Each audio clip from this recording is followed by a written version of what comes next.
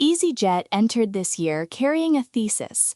The post-COVID recovery play was still intact, losses were narrowing, and the valuation at 11.5 times forward earnings priced in a return to profitability.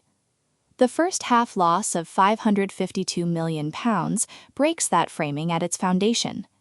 Not because the number is large in isolation, but because it moved in the wrong direction, £394 million a year ago, when there was no Iran conflict and no Strait of Hormuz disruption, forcing jet fuel prices to record levels. The thesis required losses to narrow as volume recovered. Instead, they widened by 40%, in an environment where passenger demand remained broadly intact. That divergence is the complication recovery thesis holders have not yet fully priced. The loss is not a demand problem. easyJet CEO confirmed bookings are holding, and the balance sheet carries £4.7 billion in total liquidity, with adjusted net cash of £434 million excluding lease liabilities. The causal chain runs through cost structure, not revenue, and that is a materially harder problem to resolve by flying more seats. Jet fuel is the line item the Iran conflict repriced, and easyJet entered this environment with unhedged exposure that Ryanair did not share. So the question the £552 million loss actually raises is not whether demand recovers, it is whether easyJet's cost structure can close a gap that its rival deliberately spent years widening. That gap did not appear this quarter. The Iran shock made it visible. Ryanair posted a 36% rise in pre-tax profit to €2.42 billion in the same 12 months that easyJet's loss deepened, and the operating environment was identical. The same Strait of Hormuz restriction, the same jet fuel spike, the same consumer uncertainty pulling bookings toward last-minute windows. The divergence traces to a single structural decision. Ryanair locked 80% of its jet fuel requirements at $67 per barrel through April 2027, while spot prices have rocketed beyond $150 per barrel. At that spread, the hedged carrier is flying at roughly half the fuel cost of an unhedged competitor on every departure. The counter-signal worth naming, Ryanair itself acknowledged its unhedged 20% has spiked, and it guided for a mid-single-digit percentage cost increase and fares down mid-single digits in the June quarter.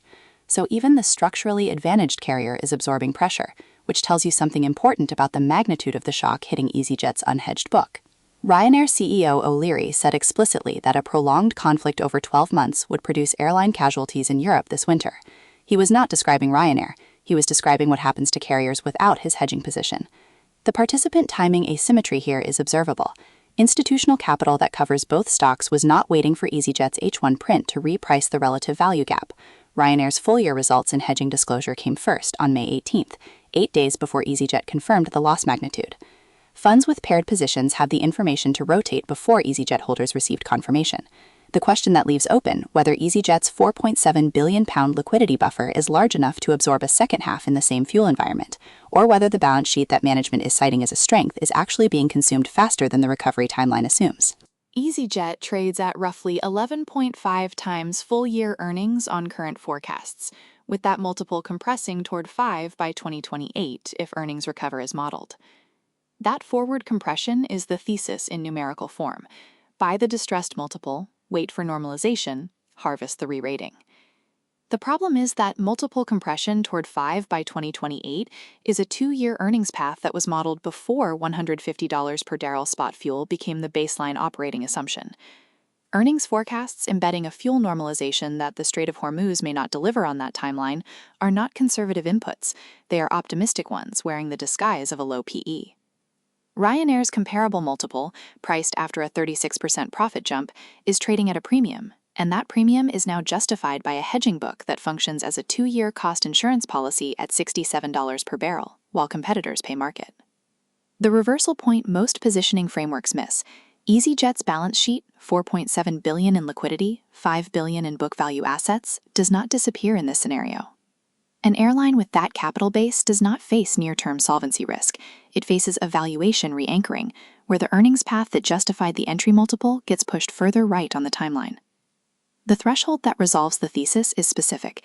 easyJet needs Hormuz fuel flows to normalize before the £434 million adjusted net cash position erodes to a level that forces a capital markets response. That is not a certainty, it is a conditional.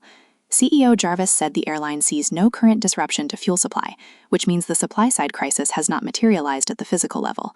The price crisis, however, has, and physical availability at $150 per barrel is a different operating reality than availability at pre-conflict levels.